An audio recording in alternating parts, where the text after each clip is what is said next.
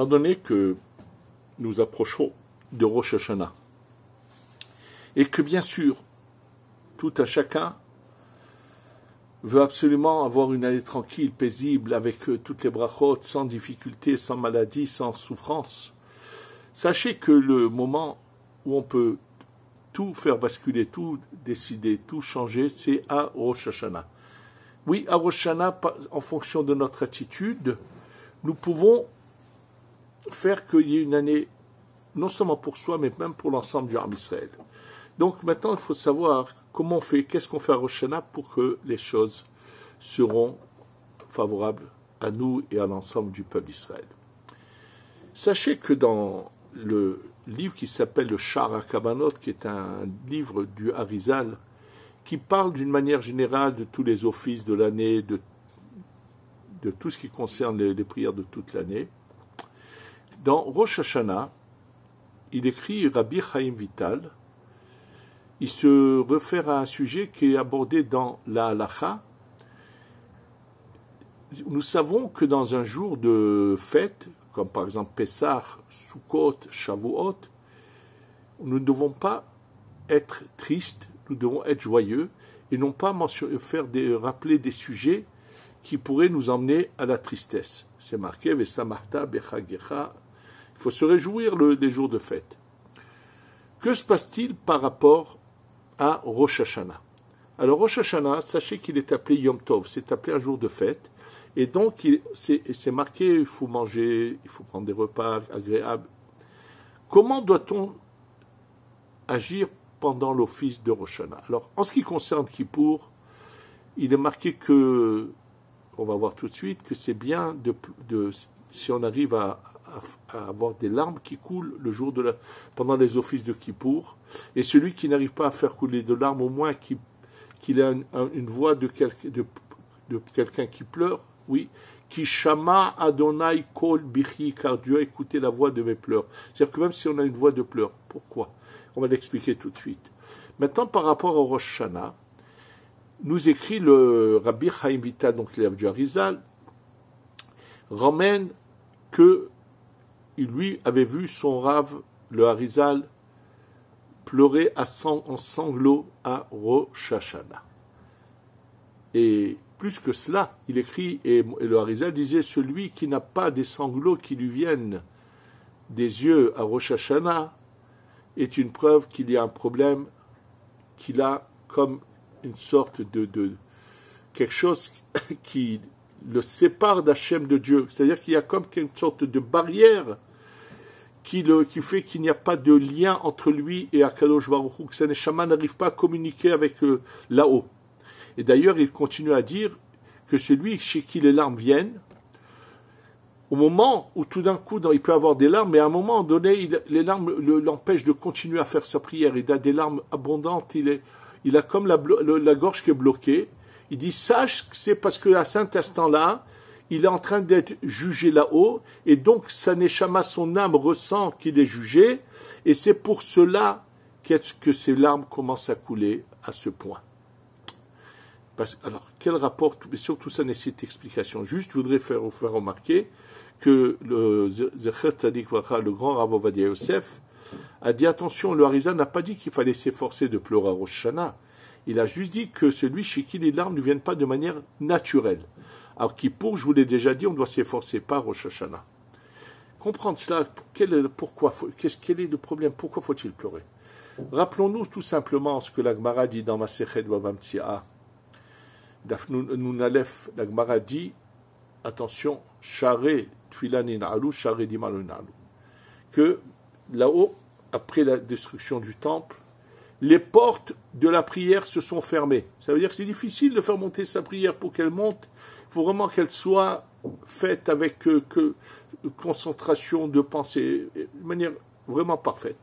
Par contre, il est dit, Sha'arei Dim'a, les portes des pleurs ne sont pas fermées. Et pourquoi la Gemara le ramène là-bas? Parce que la Gemara met en garde, là-bas, dans cet endroit de Masechet Baba Metzia, on parle de ce qu'on appelle Hona'a.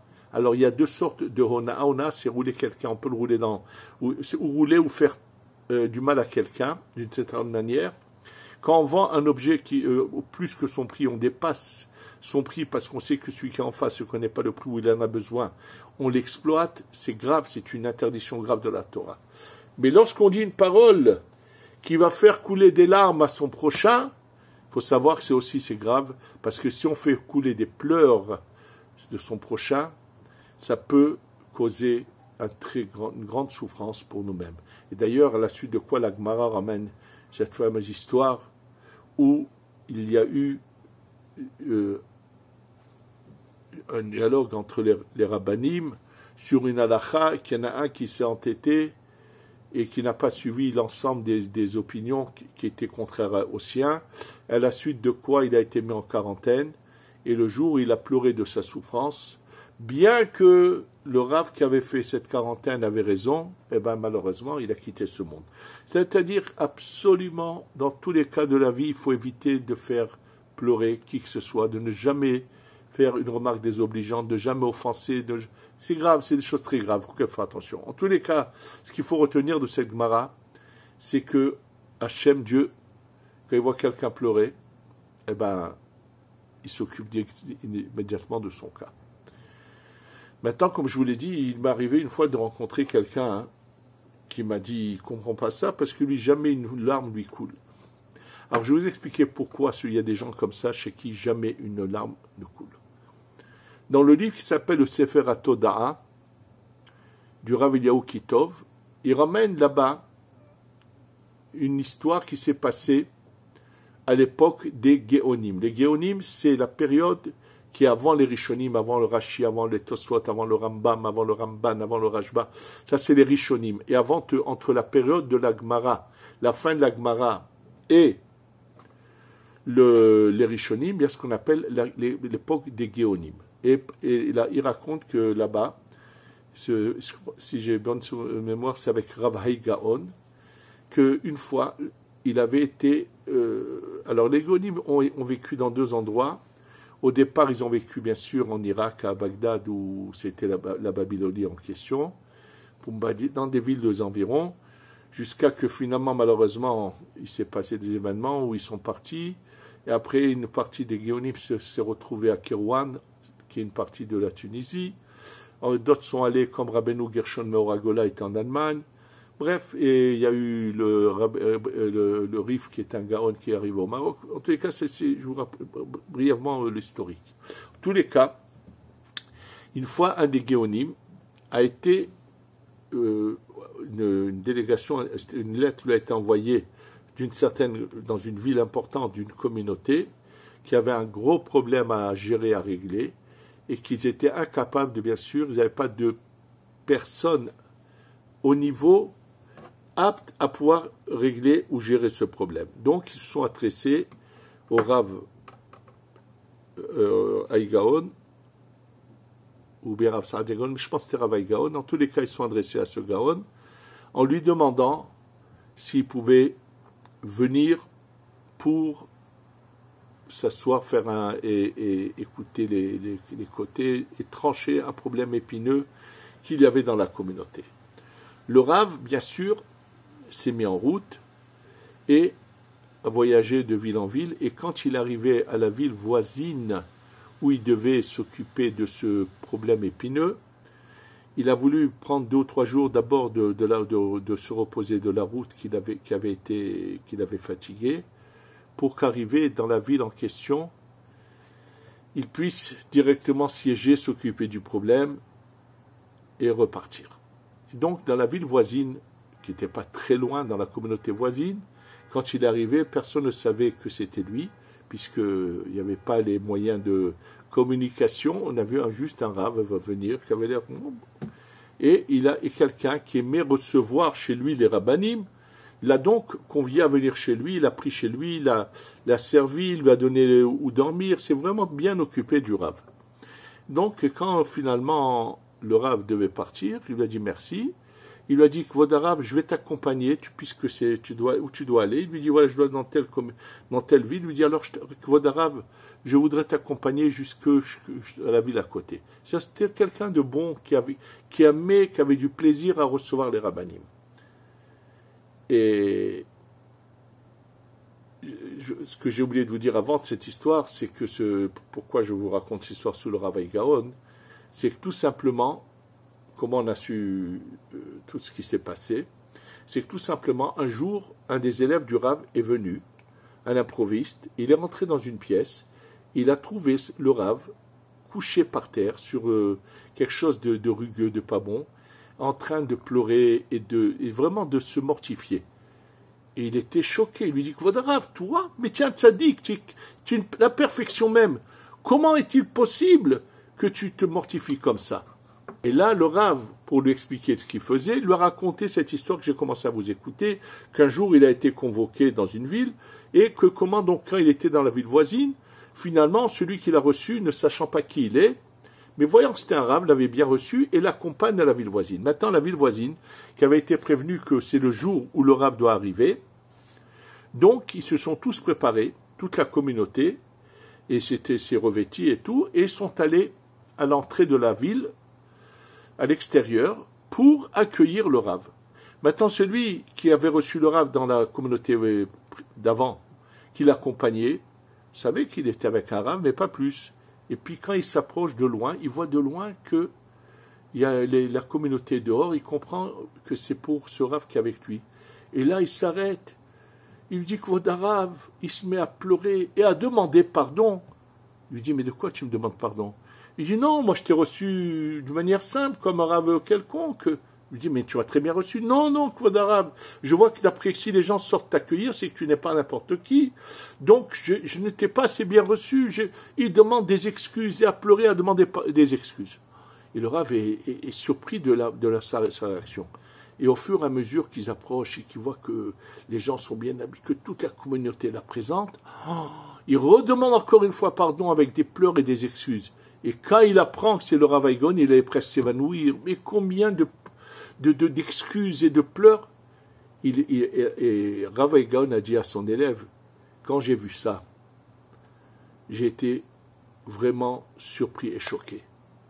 Au fur et à mesure qu'il connaissait mon niveau et ma valeur, combien il s'est excusé pour la manière dont il m'a servi. Il lui a dit, moi, d'année en année, en m'approchant de Dieu, je me rends compte de la grandeur d'Hachem. Et je me dis, mais comment? C'est comme ça que j'ai servi Hachem toute ma vie.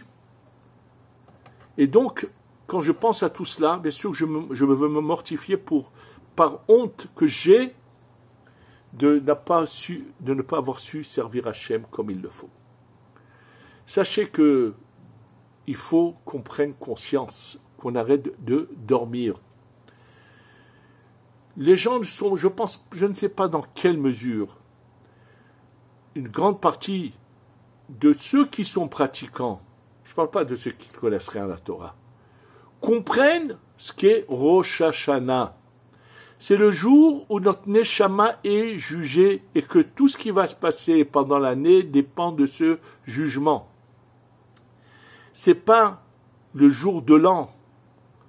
Oui, j'avais une fois dans un endroit où j'habitais, j'avais des voisins, des bons juifs pratiquants sans plus. Et leurs enfants s'étaient déjà un peu écartés.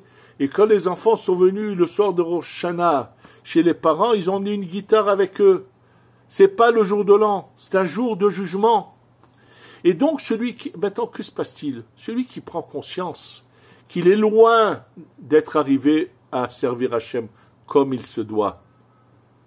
Mais c'est évident qu'il va venir avec la tête basse et pleurer. Cette personne qui m'a dit un jour qu'il n'a jamais une larme qui lui coule, tout simplement, sachez qu'il avait une barbe et un chapeau et une tenue, mais qu'il était bouffé, mangé par l'orgueil. Oui, j'ai eu d'autres preuves de sa manière dont il parlait de certaines choses, de certains événements. On voyait que le monsieur, c'était cette expression qui dit en Afrique du Nord, Shufunina.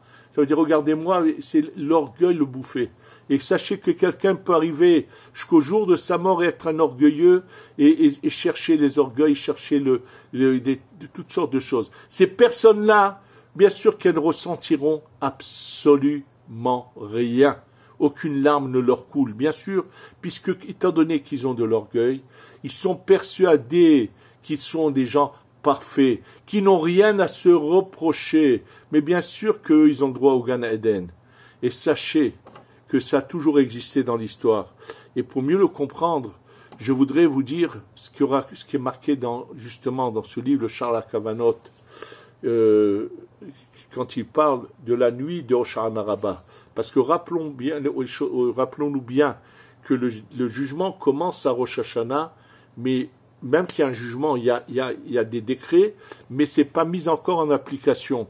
On va donner des jours de rattrapage. Premier rattrapage, Kippour. Et celui qui ne se sera pas rattrapé à Kippour va avoir encore toute la fête de Sukkot jusqu'au jour de Hoshana Rabbah. Et le jour de Hoshana Rabbah, il va avoir encore un dernier virage, dernière chance. C'est pour ça que la nuit de Hoshana Rabbah, une partie de la nuit ou toute la nuit, il y en a qui restent réveillés et à lire des choses pour justement essayer de rectifier encore les décrets. Normalement, la nuit de Hoshana Rabbah, c'est fini, mais quand même, Hachem ne donne pas encore les feuilles de route, même s'il a donné, les anges qui les reçoivent ne peuvent pas encore les mettre en application, et jusqu'à que passe Hoshana Rabbah. Et d'ailleurs, le Harizal, pour bien nous l'expliquer, ramène ce qui est marqué dans le livre Rekanati, du Rekanati. Qu'est-ce qu'il raconte là-bas? Il explique, il dit qu'il y a une coutume, le Harizal la ramène, que les gens, le Hoshana Rabbah, c'est déjà vers le 20 du mois hébraïque. Nous savons que la lune éclaire, ça apparaît au début du mois, à partir du début du mois jusqu'au 15, au début de la nuit, la lune nous apparaît d'abord en petit croissant, ensuite elle va en grandissant. Et après, non, elle commence à disparaître du début de la nuit, mais au milieu de la nuit, elle apparaît. Et il y avait donc une coutume que les gens avaient, ils savaient que c'était quelque chose de réel, c'est que la nuit de Hoshana Rabbah, au milieu de la nuit, les gens allaient sur des toits où il n'y avait que la lumière de la lune, se déshabillaient totalement et regardaient l'ombre directe et les ombres sur les côtés qu'il y a. Et si par hasard quelqu'un apercevait que l'ombre sur les deux ombres du côté qu'on appelle les tzlalim, par exemple, la tête n'apparaissait pas, ça veut dire que cette personne va mourir cette année. Ou bien s'il lui manque que Dieu préserve un bras, ça veut dire qu'il va être handicapé cette année. C'est-à-dire qu'il y avait des signes pour savoir si la personne a été jugée pour vivre ou pour mourir, ou bien des problèmes de santé. Si c'était parfait, ça veut dire qu'il n'y aurait aucun problème.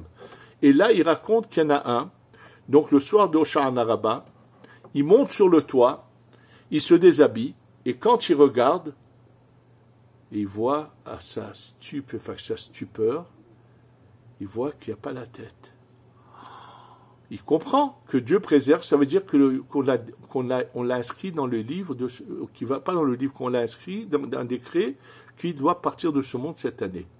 En voyant cela, il se rhabille rapidement, il redescend, il se met à pleurer et à pleurer et à pleurer devant les Sifrei Torah. Et il demande, bien sûr, il faut voir comment il parle avec Kadosh Baruch Hu. Il remonte de nouveau sur le toit, il se déshabille, et là, voilà, le décret a été annulé, il voit la tête. Ça veut dire qu'il y a encore un dernier virage, dernière limite, c'est Hoshana Rabbah. C'est ce qui est raconté là-bas. Et là-bas, le Harizal le ramène pour expliquer pourquoi, à ce moment-là précisément, on peut voir dans l'ombre de notre corps à la lune, on peut voir ce qui va se passer. C'est pour ça qu'il le ramène. Moi, j'ai une autre question. Ce monsieur, où il était depuis Rosh Hashanah jusqu'à Kippour, mais il s'est passé déjà une période, il y a eu Rosh Hashanah, il y a eu Kippour, où il était ce monsieur? Et la preuve, c'est que lorsqu'il est monté, c'était pour être sûr qu'il verrait son ombre en entière. Et qu'est-ce qui s'est passé? Sachez que ce monsieur ne fait que partie d'un grand nombre de personnes qui pensent qu'ils sont parfaits, qui n'ont rien à se reprocher. Ils peuvent aller tous les Shabbats à la synagogue et se donner des tolérances d'aller voir ailleurs, à part leur épouse, sans aucun scrupule, et en pensant qu'ils ont toutes les causes valables et des raisons valables de se justifier, mais toutes sortes de bêtises, je parle de ça ou d'autres choses, qui se donnent des tolérances dans combien de choses, et en pensant qu'ils sont des tzadikim. Oui, il faut qu'on comprenne qu'on arrête de dormir, qu'on se réveille, que prendre conscience. Le problème, c'est que chez ce monsieur, la preuve, c'est que quand est-ce qu'il s'est réveillé, c'est quand il a vu que ce qu'elle allait être décrété sur lui. Mais jusqu'à ce moment-là, il était persuadé qu'il était tzaddik. C'est qu'à ce moment-là qu'il s'est brisé et qu'il a compris. Donc nous, ne faisons pas l'erreur de ce personnage. Il faut, pour pouvoir arriver à Rosh Hashanah, à ressentir à une proximité avec Hachem, et que notre Neshama ressente à quel moment elle est jugée et qu'elle nous fasse pleurer, il faut une préparation. Sachez que cette préparation, on va la trouver dans la paracha. Ki tetse la milchama, te dit tu veux réussir, ne te laisse pas vivre. Va au combat contre le Yetzer Hara. Tu sais pourquoi? Parce que si tu ne vas pas au combat, tu risques de faire un mauvais choix dans ta vie. Comme tu te donnes raison sur tout, qu'est-ce qui se passe de celui qui allait à la guerre? Il avait le droit de prendre une jeune fille capturée parce qu'elle lui plaisait physiquement, alors que c'est une Goya qui peut-être est une idolâtre jusqu'à présent, et presque on la force à se convertir. Et donc, même si elle accepte, elle ne fait pas une conversion réelle, sincère, comme ces grands tzadikim qu'on a dans toutes les générations, et même aujourd'hui, de gens qui sont sincères, authentiques, qui se convertissent de tout cœur, et eux sont des gens que Hachem adore, bien sûr. Mais quand c'est quelque chose d'un peu presque forcé, quelles sont les conséquences? C'est qu'après, il aura des enfants tordus, puisqu'après, on parle de Ben Sorer ou Moré. C'est un enfant qui est capable de faire les pires des calamités à ses parents. C'est juste mentionné après cette histoire de cet homme qui a pris cette femme comme épouse. C'est-à-dire qu'il n'a pas cherché les valeurs, il a cherché le physique. Et là, si la personne se laisse aller, elle peut faire toutes les bêtises de la terre et penser qu'elle est dans le bon chemin jusqu'au jour où elle reçoit sa claque et qu'elle se réveille, mais c'est trop tard. Et donc, c'est cette paracha, c'est de cela qu'elle nous parle. Il faut que tous les jours, on se remette en question et qu'on essaye de penser, est-ce que nous appliquons bien les choses? Ne pas avoir de justificatif. Je vais je vous donne encore un exemple. Un jour, j'ai eu l'occasion de rencontrer quelqu'un qui ne pouvait pas vous imaginer combien il aimait les rabbanim, quelqu'un qui appliquait la Torah et les mitzvot, et un jour, quand il m'a parlé d'un problème qu'il avait, il a eu un problème, une épreuve terrible, très dure. Cette épreuve était que, pendant une période, sa femme a eu des problèmes qui a fait qu'elle ne pouvait pas aller pendant longtemps au mikvé. Oui, elle avait des problèmes, des écoulements. Donc c'est vrai, c'est une épreuve qui est très dure. Et ce pauvre malheureux a tout simplement pensé que puisque il est devant un problème, il ne peut pas rester sans épouse, donc il est resté marié, attention, mais que ça lui donnait des tolérances d'aller ailleurs. Sachez que c'est faux. C'est faux et archi-faux. Il faut qu'on sache qu'Akadosh Baruch Hu, c'est vrai qu'il y a des épreuves très dures, on ne les souhaite pas, mais que Dieu préserve celui qui a une épreuve, doit demander à Hachem de l'aider, de ne jamais trébucher. Et ça, je vous donne un exemple que j'ai vu, et je ne veux pas parler de la suite, parce que je ne voudrais pas que qui que ce soit puisse comprendre de qui je parle. Mais sachez que celui qui est intelligent, c'est vrai, que Dieu préserve, on ne souhaite à personne d'être mis à l'épreuve. Mais une fois que la personne est mise à l'épreuve, c'est qu'à Rosh Hashanah qu'elle peut prendre cette force. S'il se prépare pendant le mois de Elul, prendre cette force en voulant se rapprocher d'Akadosh Baruch Hu. Celui qui n'est pas conscient de sa réalité, de ce qu'il est réellement, il peut... Donc, qu'est-ce qui se passera? Bien sûr qu'il va aller à Rosh Hashanah. Et s'il a de l'argent, il va acheter des mitzvot à des prix fous. Pareil à Kippour. Mais ça va être une sorte de coutume. Oui, on passe de Rosh Hashanah à Kippour. Il va acheter tout ce qu'il faut pour qu'il y ait de bons repas à Rosh Hashanah. Bref, il faut le savoir.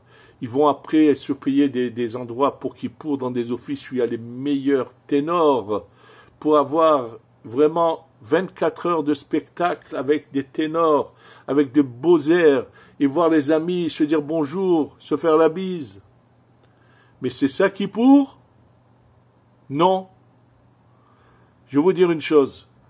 J'ai eu la chance, quand j'étais jeune, d'avoir fait mes offices de Rosh Hashanah et Kippour, je ne sais pas combien de fois, mais plus d'une fois, avec Zichrono Livracha, le Rav Yaakov Toledano, le fondateur de Merkaz Torah au Rassi. Lui, il a fait que continuer ce qu'il a vu chez son père, Rabbi Baruch Toledano. Sachez, c'était lui le ministre officiel, le Chazan, sachez qu'il pleurait pendant les offices. Il pleurait à sanglots pendant les prières. C'est ce qu'il a vu chez son père. Et c'est comme ça qu'il a continué. Et peux vous dire que j'ai vraiment été impressionné. Et que ça m'a marqué. Et après, j'ai eu d'autres témoignages. Et quand j'ai vu après les écrits du Harizal, j'ai compris que celui qui n'a pas le cœur brisé, qui ne comprend pas qu'il est loin d'être parfait, c'est un désastre. Je voudrais là-dessus vous raconter un témoignage que j'ai entendu d'un ami qui s'appelle le Rav Gedalia Rabinovitch, qui allait écouter les cours de celui qu'on appelait J.B. Soloveitchik, qui avait aux États-Unis un membre de la famille de Brisk, mais celui qui a fondé aux États-Unis Yeshiva University, donnait des cours. C'était quelqu'un d'un grand penseur, un grand personnage, grand Talmid Chacham, grand érudit. Et bien sûr, avant Rosh Hashanah et Kippour, il leur donnait des cours à expliquer la profondeur dans la pensée de ce que ça doit être ces jours-là. C'était surtout un public intellectuel, un peu philosophe.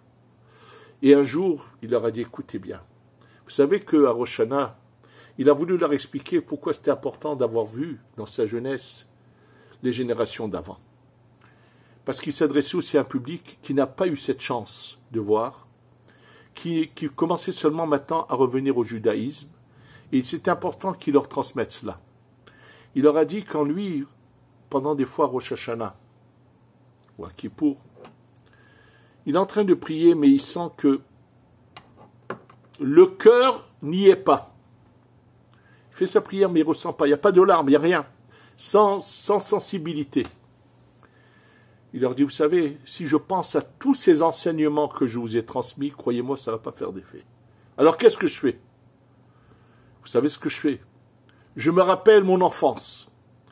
Quand j'étais enfant et que j'allais à la tfila avec mon père, chez son père, Rab Haïm de Brisk. J'allais à la tfila de mon grand-père, le Rab Haïm de Brisk. Et comme j'étais enfant, je tournais autour, et je me rappelle cette vision où je le voyais plié en deux, en train de sangloter. Il suffit que je me rappelle cela, et je me mets à pleurer et à comprendre que je suis loin d'être arrivé à la perfection. Que j'ai beaucoup encore de chemin à faire pour faire plaisir à Hachem et faire ce que je dois faire. Face qu'on soit tous conscience de nos faiblesses, de nos défauts, et qu'on sache qu'on est loin d'être arrivé à la perfection. Et qu'on fasse de tout pour servir Hachem de manière la plus parfaite qui puisse exister. Et que ça nous apporte non seulement à nous Shana Tova, mais également à tout l'Am Israël. Et que yé shetikadvu v'tahatmu lechaim tov Shana Tovom vorechet be'ezrat Hachem pour tout l'Am Israël, qu'on se rapproche d'Hachem, qu'on arrive à la perfection, qu'Hachem soit fier de nous et content de nous, et que yé Shana Tova avec la Géoula Shlema, Shetavo, Bimera, Beyamenu, Amen, Ve Amen.